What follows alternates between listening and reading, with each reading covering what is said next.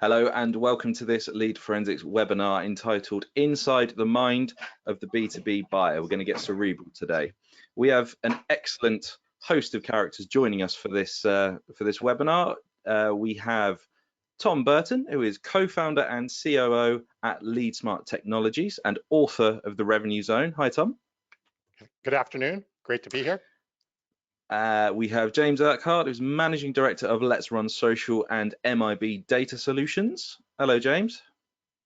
Hey, Joe. Cheers for having me on. That's my pleasure. Thanks for joining. And Martin Boyle, Director of Brand and Communications at Lead Forensics. Hello, Martin. Hi, Joe. Thanks for having me on. Pleasure. We will be using the questions function to take questions from the audience, which can be found at the top right of your screen if you're attending. Please send them in and we will answer as many as we can if we get time at the end. So when we're discussing getting inside the mind of the B2B buyer, there's a lot of mystery around B2B buyers. Like, who are they? How do they work? And what do they want? And the truth is, the B2B buyers are just like you and me. They use Uber, they shop on Amazon, and they watch Netflix. The only difference is that they work in the B2B world, where sales processes are horrible and often referred to as minefields. Forbes have recently quoted that only 14% of B2B companies are customer-centric, and a lot of that is because they do not try and get inside the mind of the B2B buyer. So that's the sort of thing we're going to be discussing today. So chaps, do you think that the B2B buyer has changed or adapted, at least, since the pandemic? There's going to be a sort of a round-robin question. So Tom, we'll come to you first on your thoughts on how the B2B buyer behavior has changed since the pandemic. Yeah, well, I think you started to hit the nail on the head when you were saying, that buyers are doing, basically as B2B buyers, we're doing the same thing that we do as consumers.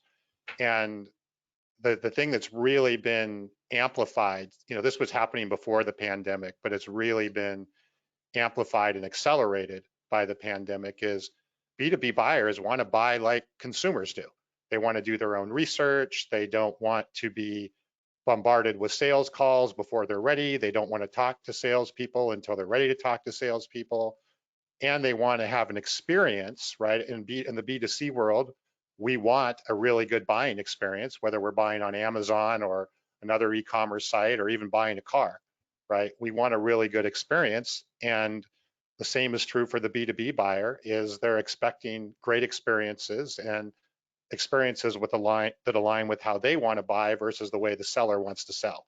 So I think those are the biggest thing that I've seen that's changed that's really accelerated since the pandemic. Absolutely. So it's expecting the sort of the B2C experience, but having to navigate the B2B world, I suppose. Exactly. James, your thoughts on that? Any sort of agreements, disagreements with what Tom was saying just there?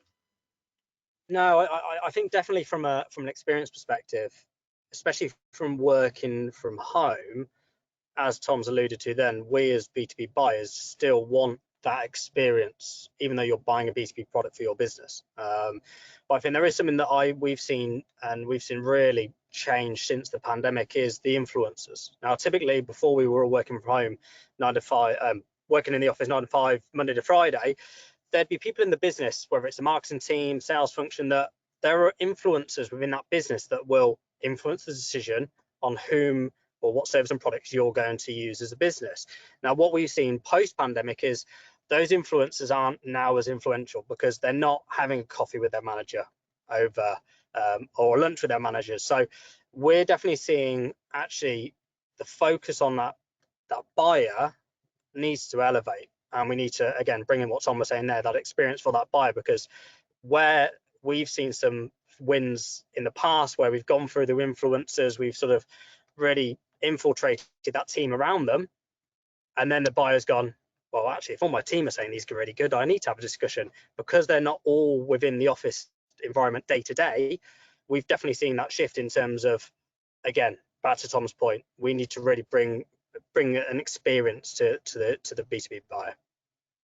Absolutely, yeah. So I guess where we lacked the physical sort of interactions of, like you say, having a cup of coffee with whoever it is, I think you're absolutely right there that there's something that's lost when you're doing things not in person, that sort of thing. Martin, your thoughts on that as well then? Sorry, carry on. I was just going to say one other thing, Joe. Sorry to jump in there. Is the Gen X, crew that are coming through. These guys are used to using social media, and they have done for their entirety of their lives. So the people at 30 plus have only had a snippet within their teens of using, social media, phones. From a B2B world now, and you've seen this on TikTok, and there's some very successful businesses that have done that. Those that have really engaged with that Gen X community, who are now hitting that managerial role, are actually, they're really penetrating some of these buyers, because they've taken on TikTok, or they've taken on social media in the right way. Even though it's a B2B product, they've, again, back to Tom's point, really is that experience. But really, those ones that have looked at that Gen X community and gone, right, let's try and get in there early, we've seen a real shift on those type of firms as well. Yeah, I think you're absolutely right. You make an excellent point with the, that generation has, they've been brought up with that sort of technology, so they have a much more sort of innate understanding, if you were. Sorry. Yeah, no, I think you make a fantastic point. Martin, your thoughts on how B2B buyers have changed? Yeah, so I think both Tom and James have made some really good points. I think obviously the pandemic has accelerated some trends, the move towards digital, people are more tech savvy. Everyone and their grandma can jump on a Zoom call now. Just like it feels like I don't know if I'm overgeneralizing it, but people seem to be more switched on throughout generations. In B2B marketing, you can be talking to 4 or 5 different generations of people. So I think that's an interesting kind of upshot from what's come out of the pandemic. What Tom said, more and more people are used to doing their research online, so sales enablement, buyer enablement, all that, the kind of content comes in. So before talking to anyone, or perhaps not talking to anyone at all, people are trying to find out if you're the right fit for them. Again, social media, so we're doing TikTok. People are putting themselves out more, I think, on social media in a B2B context. And I think also it's one of the things that we've noticed in B2B, the reach of your people, in most cases, the people in your business is going to be much greater than the reach of your brand social profiles if you kind of aggregate it all together. So I think that's something to consider. People buy from people. But some kind of fundamental things obviously can remain the same. Your prospect has got some pain point that you can help them with. Absolutely. So just to pick up on the TikTok side of things, I think that's a very, very clear example of what started out in, the sort of the public perception of TikTok was, it's people just doing dances crazes. Whereas now, I saw something the other day, there was an airline, I can't remember which one it was, but they announced a change in their uniform policy, not with the press release, nothing like that. They just did it on TikTok. And it went crazy. It went crazy viral. So no, I think you're absolutely right. The implementation of social media was definitely been an upswing in that sort of thing. So Martin, you mentioned pain points. So Tom, we'll come back to you. We'll circle back around. What pain points do you encounter within your pipeline? Well, I think, as we just talked about, right, the buyer wants to be in control of their own journey, and they want to remain anonymous longer, right? They don't want to necessarily fill in a opt-in form or call and talk to a salesperson or have a discovery call or do all the things that as sellers we want them to do. So the challenge is as prospects want to remain anonymous longer and be in control of their own journey, how do you have as sellers and as B2B companies, how do you have more visibility on what's happening, even though that they haven't raised their hand or provided their email or opted in or whatever? So, if you look at a lot of pipelines in the past and the way that we've built our marketing analytics, it's more transactional, right? They downloaded, they opted in something, they did something. It's very transactional, and we've used that to drive our pipeline and our forecasting. And we need to look at that differently, because we need to look at what the actual buyer is doing, track their engagement better, understand what they're doing, and as we see them progressing, then we can have more confidence that they're moving. That's what I talk about in my book, towards that revenue zone, which is where we really, really want them to be. So would you say it's fair to say it's a case of adapting not how you are selling, but sort of adapting to how people are buying rather than trying to force them to buy in a particular way. Yeah, exactly. If we keep forcing the way we want to sell against the way the buyer wants to buy, right, we end up with friction and pissed off prospects, which are not the best things either. So, so yeah, it's really, you know, aligning, accepting how buyers want to buy, and aligning and building your sales process, your sales experience, your marketing experience, and your pipeline and your forecasting to align towards that progression that's showing that buyer moving to the point where, you know, they're willing to do business with us, which is what we want.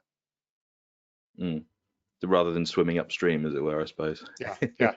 Well, and you see it all the time. You know, you see that all the time where there's real friction because there's not alignment between the buyer and the seller. James, your thoughts, pain points for you within your pipeline? Are they similar to Tom's mentioned there? I'm really intrigued to hear obviously Tom's point there. I'm going to go against it a little bit, Tom, if you don't mind. It's okay. And I think it definitely depends on the service or what you're selling, because with service-based, if I look at one of my firms, Let's Run Social, we can't always sell as they want to be sold to, because a lot of the time people who come to us have a pain point which sometimes they don't know they've got, so they can't enter my ecosystem or my sales cycle. So a lot of the time, especially when we get asked to pitch for work, there'll be some certain elements that I will need to be able to pitch, and one of those is, like you discussed then, Tom, a discovery call, because a lot of firms will go out to market and they think they know exactly what they're looking for, when actually in fact they might not. And that's not because the B2B buyer is uneducated or bad, it's just that they might not know what is available or what that firm can do for them. So although I absolutely agree, maybe for SaaS type products, Tom, or potentially, but I think when you were looking at a service based business like with what Let's Run Social does, we will never do a set package, because every business has a different commercial offering, and everything I do, especially Let's Run Social, is that if they're going to spend money, there needs to be a commercial gain for that business. So that's very hard to do when you're fully aligned. But in terms of pipeline, and this sort of goes sort of in a way with what you're saying, Tom, is a lot of pipelines are full of rubbish that aren't actually qualified. And something we try and do a lot here is disqualify. Is how can we disqualify this prospect as early as possible? Yeah. Which just mad, because it reduces your pipeline. But with every sales function, you'd rather have a pipeline that is accurate rather than a pipeline that is inaccurate. As we all know, you look at the pipeline and you go, oh, that's brilliant. And then when it comes to the end of the month, or wherever, you know, however that cycle is, you go, well, that doesn't add up from what we were expecting. So yeah, that's my answer on that one, Joseph. And just real quick, I want to make sure the discovery calls definitely have their purpose, right? And every business is different, to your point, and what their cadence is and what their, sales motion is. What I would think I was pointing out there is that, I don't know, you probably get cold emails or cold LinkedIn connections, and hi James, how are you? Can we set up a 15-minute discovery call? You don't even know what they do, right? So right off the bat, you're kind of have friction, because it's like you've been interrupted, but having a discovery call in the right sequence and the right place along that journey, totally valuable and very valuable for a lot of B2B businesses. Yeah, so and I think you're right there. Yeah, sorry, I was going to say you're right there, because a lot of sales execs will try and go in too early, and that's because they're trying to build that pipeline, like we all do. We've all been there. We've all tried to build that pipeline as big as possible, as quickly as possible. Actually, yeah, like you said, you've got to do that initial, not so much discovery, but bring them into your ecosystem, whether that's through content on social, the branding stuff, that Martin does for Lead Forensics, even, that's the start of it, definitely. So, Martin, did you have anything to weigh in on with the pain points in the pipeline? I mean, yeah, kind of from a bit of a brand perspective, I guess. I mean, for us, we're mainly selling to people in B2B sales and marketing. And I suppose their real pain points are probably not enough demand, not enough leads or sales. Those are probably the things that are keeping them awake at night. And to James's point, maybe they don't know you can find out who your anonymous website visitors are. So our marketing challenge is how can we be where they are and make them aware that we can help. How can we kind of create that demand and pull people in? So I think I'll stick with you, Martin, for this next question. What strategies do you take to create and build confidence with the brand and with the buyers? So I suppose it's telling a story, or telling stories basically. Most B2B companies out there aren't selling necessarily to the owner of a company. They're selling to someone who has a boss, and the question in their head is likely to be something around the lines of, well, what will I tell my boss, or what will I tell the other guys that need to know about this? So, you know, that's where that kind of conversation around, you know, oh, they're the cheapest comes in. So I think it's about what can you do to make it a no-brainer to use your product or service based on something other than price. So I think on top of that, you've got the reputation piece. So brand, they always say, is what people say about you when you're not in the room. So it's kind of just being aware and managing advocacy. So, you know, we're on review sites, Trustpilot, G2, creating case studies, so compelling stories, you know, from someone in your industry about how they managed to get some results is obviously, you know, going to kind of hit home. Proof, so which other companies are using the product or service, you know, that can be quite powerful. And all of this kind of stuff helps to build up a picture in the mind of the buyer, and it helps to kind of remove some of that risk for the buyer. You know, you show that you're credible, there's a good reason to use you, and it kind of, you know, that can inform the conversation that maybe this person's having with their team or with their boss. It seems that, and again, you know, in all the webinars that I've done for Lead Forensics, this same thing keeps coming back up, is that actually the authenticity is the currency to be used here. And I think what you're saying by using, you know, Trustpilot, G2s, or these sort of methods and things, I think it really speaks to that. Tom, your thoughts on what strategies do you take to create and build confidence with your brand and your buyers? I do totally agree with what Martin's saying about authenticity and keeping it real. But one thing that we're really testing and focusing on is having valuable content that is made available at the right time in the buyer journey as much as possible. Now, that's not always as easy said than done.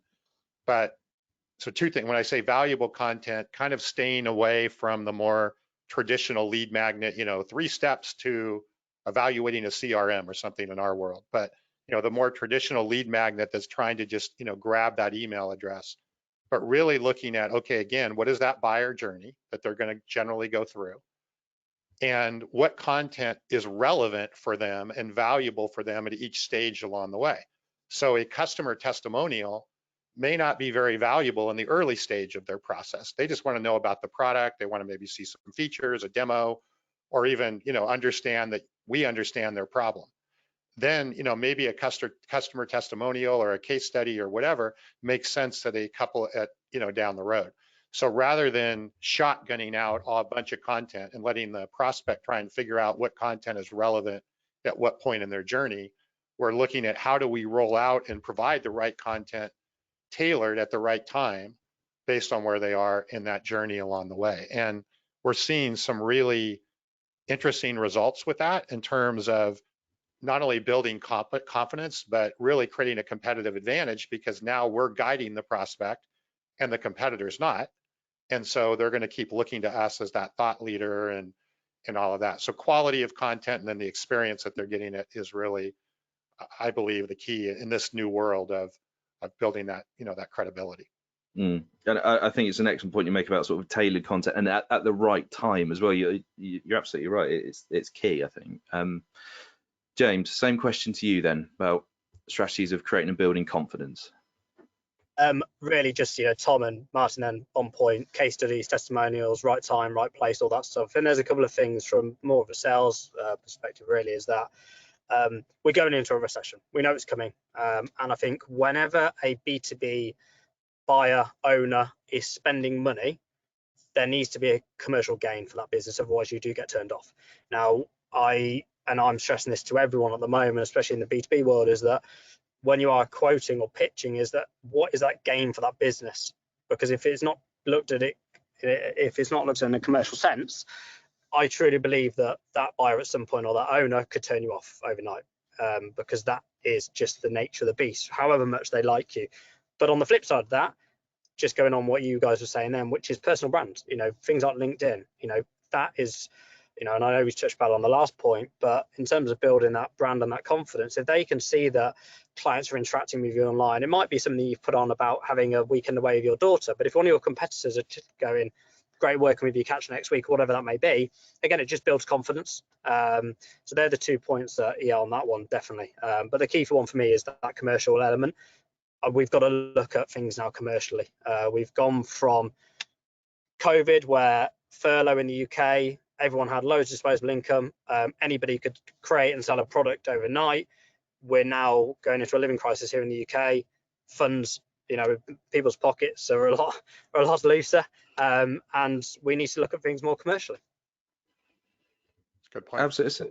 So to go back to what you were saying, there's something that you mentioned, about a post about going to the beach or whatever. Then, if B2B marketing in general has this sort of perception of being fairly bland, and I think emotionless. Again, you gave us an example there, James, of just posting a candid picture at a beach.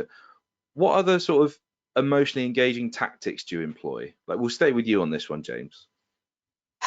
This one's hard, and I think it's horses for courses.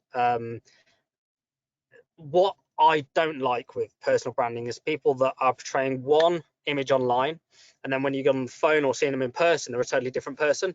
That for me is not a personal brand. And we, Martin, you're giggling now. We see it all the time. I am who I am online as I am offline, and there's no discrepancy. And I think this is actually, in terms of just businesses themselves, if they market themselves in a certain way, and then when you get a salesperson on the phone, it's different, automatically there's no synergy. And this is where sort of sales and marketing teams sometimes, in my opinion, need to be closer, because if you're marketing your business in a certain way, that needs to be across the board. Your tone and voice across the whole business needs to be the same. But that sort of personal brand, in terms of like, the beach example I've given then, if you are away for a couple of days and you want to show your prospects, your customers, where you're at for the weekend, and you're happy with doing that, because a lot of people aren't, then show that. For me, I do it now and again, and then when I'm on the phone to customers, they go, "Oh, how's your weekend away?" So I've already got a talking point. They know what I'm up to. Some of them might say, "Why aren't you working on our account?" or whatever it may be. But again, there's that nature to it. But it's like I said, it's a tricky balance. But for me, if you're portraying yourself one way online, make sure it is actually who you are, and you're not faking it, essentially. Yeah, again, we're coming back to authenticity and the consistency that you mentioned. I think, it's key. It absolutely is.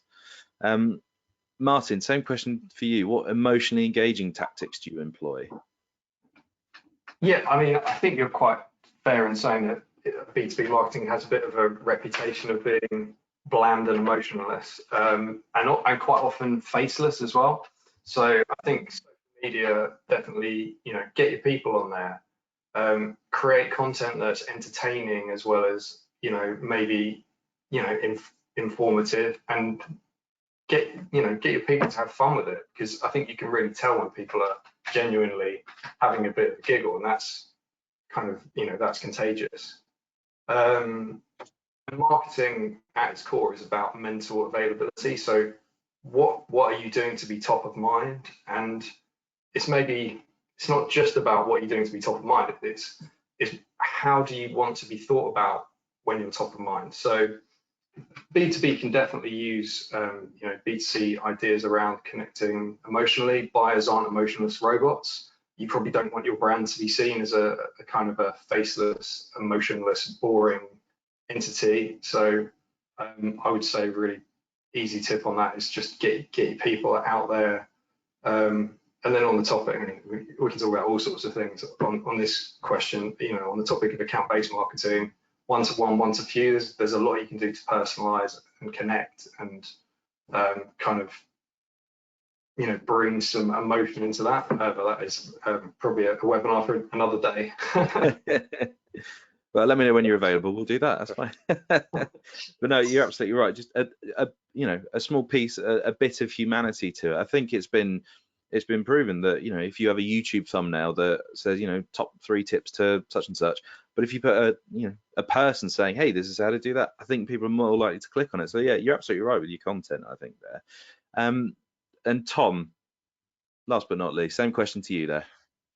Yeah, so I mean, I totally agree with James and Martin in terms of, putting a bit of a personality, right? I think where companies get into trouble is where they post that picture at the beach kind of as a gimmick almost, versus really making it part of their brand and that transparency of, hey, I want to understand what the business is like and behind the scenes. And, you can just tell, right? Sometimes when people publish something because it's like I said, almost a gimmick or just something to attract and get, a bunch of likes or whatever. But I think the other part of it, and Martin, I think you touched on this earlier, as you build your content, even going back to what I was talking about as the sequence of content that you're providing, look at it as how you can weave story into that. So, and make it a story and make the prospect or the buyer the hero, right? When you build a story, right, there's always a hero and a villain and all of that. Well, look at the viewpoint when you're creating your content is, okay, well, who is the hero and how do I weave a story through that, even if it's just a little story as they move through. And we're seeing that as a really interesting way to keep the interest level and the attention level as well, right? Because they're looking for what's the next chapter of the story, what's the next episode in the piece here. Again, you can go completely the other direction and it goes off track by trying to make it too much of like a movie or a story, but see if you can weave a little bit of story, maybe 20% story, 80% valuable content. Again, not easy and not, but just be thinking about that and it will really, we're seeing some really interesting results with that. It's an excellent point, and it's that. So I make a lot of videos and content for Lead Forensics, and the approach that I take is that exact thing. It's it's not going to be Anton Chekhov or whatever, but everything should have a story, should have a narrative flow to it. So no, I completely agree. I completely not sympathise, but yeah, I think it's a fantastic point, Tom. So I want to talk about incentives for a bit. So incentives can and are most commonly used on the B2C side, but do any of you do any B2B incentives, and how do you keep them relevant to your goals? James, we'll drop down to you for that one. Incentives. And again, I'm interested to get Martin and Tom's point on this after mine, but I think they're becoming quite dangerous sometimes in the B2B world. And if I always bring it back to your sort of gauge where I'm going with this, but in terms of commercial, is I see all the time. I see on sometimes on LinkedIn is that, here, do us a Trustpilot review or XYZ, and you can be put into a draw. Is that authentic, first of all? And sometimes it's not. They're just in it because they want to win, whatever it may be. But then always bring it back to, from a marketing or sales perspective, is how much is it going to cost you to acquire a customer? And back to that pipeline point, is it the right type of people for your pipeline? Because if that incentive is going to bring in the wrong type of people into your pipeline, then even though the incentive looks brilliant because on paper the marketing team have created X amount of leads, has it brought in the right type of leads? And then back to Tom's point earlier, which is putting the right content in front of the right people at the right time, it sort of detracts away from that a little bit. So I think from an initial acquisition perspective, I think it can be dangerous from that perspective. I think actually keeping a customer engaged with your brand or your business can sometimes work really well. Now, with one of my firms, which is MIB Data Solutions, we provide data, prospect lists to the UK market and some in the US. And depending on how much that business will buy from us, they get a cheaper rate. So there's an incentive there, but it's not so much of a, that's more of a buy more, here's a bit of a discount. But I think incentives, even though they can work brilliantly, I'm always conscious that they're bringing in the wrong customers, the wrong leads, but also it breeds bad sales and marketing tactics sometimes. I'm not saying that's across the board, but I think sometimes it can do. But like I said, I'm very intrigued to hear Martin and Tom's point on this one. Let's jump straight across to, well, sorry, Tom, did you look like you wanted to? Well, no, I I completely agree that in the early stage of the sales process, right, incentives can be very dangerous and are likely going to attract the wrong type of prospect, especially if yours is like a lure, right, to get them into the, much like if you go to a trade show, right, and they're giving away free stuff at your, free stuff at your booth to scan your badge, and you get all these scans of all these bogus people that don't even know who you are, and you count those as leads. So it's a similar thing. Where I do see an interesting use of, and I think you touched on this, James, for incentives, is once you have a customer, right, you want that customer to become an ambassador. You want that customer to be an evangelist for you and be willing to talk about you and all of that. And I think there's a lot of things that can be done, incentivized, and not even non-financial, but even for an example of having a customer on a podcast and getting them exposed to other prospects, or getting them, put them on a YouTube video and expose them and expose their business and spotlight what they're doing. And there's a lot of things you can do to incentivize, but I think it works a lot better when they're a customer. I think that you can also get into trouble in a pre-sale or a prospect situation is, well, which stakeholder isn't getting incentives and which ones aren't. And, you can create unnecessary politics and friction again, that the value of it is going to be not as, the value is not going to be there versus the risk.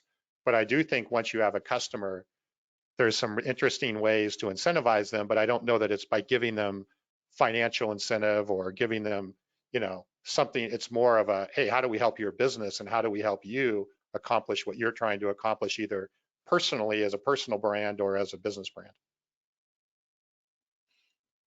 Definitely, I definitely would consider that would be a much more valuable, transaction for that, and turning them into ambassadors is a smashing idea. Martin, your thoughts on that one? Yeah, great points. I mean, as a business, we occasionally run them, not too often. I think if the prospect really needs your product or service, they'll be interested in finding out more. Incentives can obviously give a little nudge, perhaps. I would just say test and learn. Look at the return on investment you're getting on a case-by-case basis. And to James's point, is it bringing the right people in? Are they converting? So kind of tie up the whole attribution piece. And it might work well for some businesses and some industries, and not so well for others. So I'd just say test and learn. And obviously as well, Tom, great point. All businesses are going to benefit from getting their customers to really kind of open up, tell their stories, and share their stories of the actual experience. So yeah, I think that's a great point. So this is just a reminder that today's webinar is brought to you by Lead Forensics, which is software that in essence tells you who is visiting your website, including those from your social channels, and can even track specific social selling journeys through your website, along with providing you with valuable contact information so you can close those deals. Today we're offering everybody attending this webinar the opportunity to try Lead Forensics out for free. There's going to be a poll that pops up in the next couple of seconds. Here it is. Let us know on this question if you're interested about arranging a demo, and we will be in touch.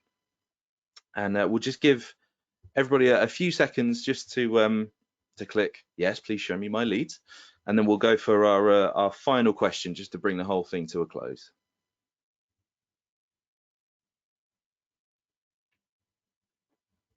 Smashing, thank you very much. Right then, chaps, this has been a fantastic discussion. I really like the ideas that are being floated around here. So the question that I'm going to end on is, if there was one key takeaway that you would want the entire audience to come away with from this discussion about inside the B2B buyer's mind, what is that one key golden rule? What would that be? Tom, let's start with you.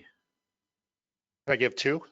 So I think there's go on then. There's two. So the first is and it kind of is mindset, right? As B2B sellers, we have to change our mindset a bit about how we're going about selling to align with that buyer journey and the way buyers want to buy. So rather than trying to force our buyers and prospects into our process and MQLs and SQLs and all the things that we try and do that doesn't really necessarily align with the buyer desired experience, it's a shift in a mindset. You know, that's what we work with people all the time. If you don't change the mindset that you're going to have to do things differently, then it's very hard to adapt. And you kind of keep trying to do the same thing and or do more of the same thing to try and get a different result. And that generally doesn't work. The second, and we've kind of touched on this, but even just what you were saying with lead forensics, and James, I know you touched on this a little bit, is really take your data. You know, we all have a lot of first party data, right? Data about our customers, data about our prospects. If you're using lead forensics, you have data that you're getting from that. Take your data consider it a lot more valuable, and really look at how you use that data to continually improve that experience with the customer, right? Even if they are being more anonymous, and even look at, you know, how your customers are buying and all of that. There's a tremendous amount of data that we see that companies are just wasting. They just throw away, and it's super valuable. And, you know, third-party data is becoming less and less accessible, and more expensive. So your first-party data is even more valuable and more useful. And even if you're not knowing what you're going to do with it right away, start thinking about in the future how you want to take advantage of it. So I know we could probably do a whole nother webinar on data, and we didn't really touch a lot on that, but I do think it's something, you know, mindset and data are the two things that we really try and stress to our customers. Thank you very much, Tom. There's some very, very salient points from you. James, have you got one? Can I limit you to one takeaway, or would you like to take advantage of having the two for offer? I'll have two, but I'll keep it quick, I promise. First of all is you need to realize that retaining business is a lot cheaper than going out and get a new business. That's the first of all. And especially going into a recession, like, you know, I've already discussed it today, it's going to be cheaper to retain those than it is to go out and find more. So that's the biggest point. And then my second point is keep it commercial. Those customers that you have got on board, what are your services and products doing for that business? And if it's fluffy, have a look at it and make sure you fully understand what your customers are having from you and what they're doing and what you're doing for them, and try and always bring it back to a commercial gain for that business, because without stressing about it, we are going to go into tough economics, and those owners or those people with the purse strings will either reduce their budgets or have them stripped entirely. Now, if you can prove that what your service or product is doing is commercially helping the business get through this time, you will never be turned off unless they're mad. So that's my 2 points. That's great, James. Thank you very much for joining us from your lovely van. It's been a joy. Martin, I mean, I'll give you the buy one get one offer as well, but if you do want to just give us one piece of advice, absolutely go for it. Let's go for just really simply is put yourself in their shoes. So I think marketing and sales can be seen as something that's done to people sometimes.